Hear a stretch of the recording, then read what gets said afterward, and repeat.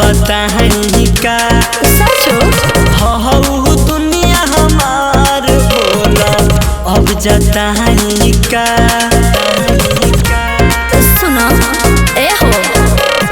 तोहरे में बसेला परनवा हो होरी के हमर जनवा हो सचो में सुनो